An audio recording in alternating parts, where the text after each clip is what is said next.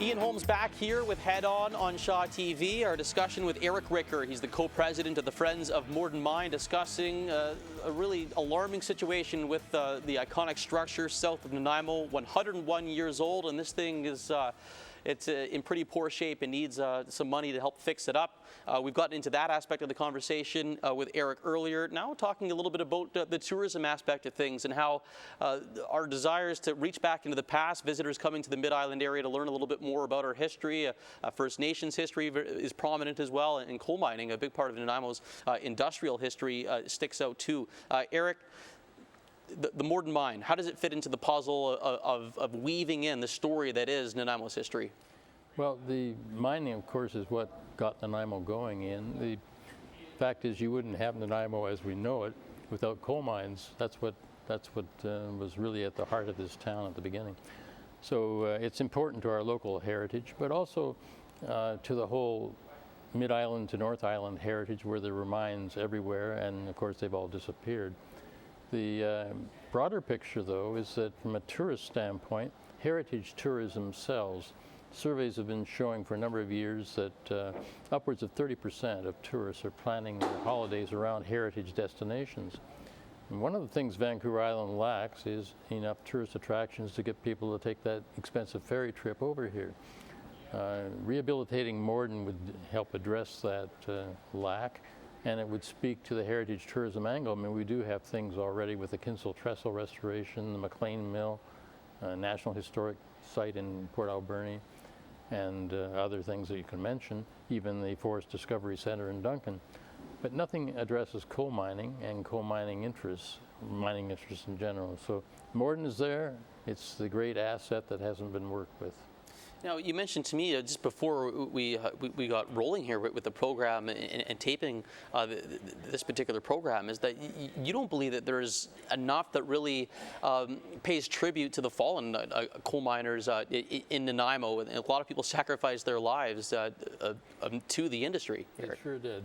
There's 1,000 men died in the mines of coal, in the coal mines of Vancouver Island. About 1,000 men. It's not exact body count, but we know it's around that number. Many thousands, in addition to that, died of coal mining related diseases or injuries. And so they are due a memorial to their toil. And Morden was meant to be that. Even though Labour isn't the one that proposed that Morden be a provincial park, the man who did, who was the son of an inspector of mines for the province, and he himself a prominent businessman, George Wilkinson, recognized that this was a great lack, and this is in 1968, when he looked at Morden and said, this is all that's left, even at that time, and said, this is the site that we need to work with for that purpose. So it's a powerful memorial site. Jim Hume of the Times Colonist wrote a couple of very interesting columns about that back in 2011. Jim Hume's one of the great journalists of British Columbia, and he essentially was asking for us to emphasize the memorial site role of Morden, and he's quite right. It's a very important site from that standpoint, and much can be done to fix it up that way. Now, just before we run out of time, Eric, I think it's very important to really highlight the issue of an expanding trail network around the Morden Mine into Cedar, and how that will really sort of enhance that area south of Nanaimo and the Cedar area. Yeah, thanks, Ian. On that point, the Regional District of Nanaimo has long been thinking about re-bridging the Nanaimo River about a 5-minute walk from Morden, really, along the old railway grade that serviced the mine. And they've decided to go ahead and do that in 2016. It'll be a spectacular project in its own right. There's an island in the river there, so there'll be a bridge coming onto the island, and then a walk across the island and a bridge on the other side. So it's a twin bridge structure. They have it scheduled for, it's coming up very rapidly. And that bridge, of course, will link Morden to Cedar and make Cedar about a 10-minute walk from Morden. But not only that, it will hook up to the rest of the regional trail on the old railway grade, which goes down along Holden Lake through Hemer Provincial Park, and within about a 10-minute walk of Boat Harbor, where the coal loading facilities were originally for Morden Mine. That's where the coal was shipped from.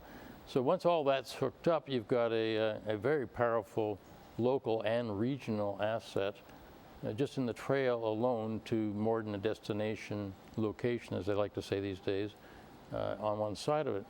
And there's scheduled to be many thousands of new homes built in the South Nanaimo area in the next 15, 20 years. The very large projects have been approved for that purpose. They will eventually get built. This corridor, this recreational corridor from Morden through to Hemer and hopefully one day down through to Boat Harbor will be tremendously important to all those people, as well as being a tourist asset. Well, it'll be nice to have the Morden Mine remain as a centerpiece of that recreational corridor here. It's going to be fix it up or lose it. It's as simple as that. What a fascinating discussion. Eric Ricker, co-president of the Friends of Morden Mine, thank you so much for making your time available and your expertise to come in and provide, which was a fascinating history lesson on the Morden Mine, 101 years old, 75 some odd feet tall, and boy, we need to toss this thing a lifeline to keep it going. We do. Thanks very much, Ian. Yeah, it's Eric Ricker of the Friends of Morden Mine here on Shaw TV. Ian Holmes here, and I'm back for another season of Head On here on Shaw TV. A lot of very interesting projects, political issues to cover here around mid-Vancouver Island, all coming up here, right here on Shaw TV. Thanks so much for joining me for another edition of Head On here on Shaw.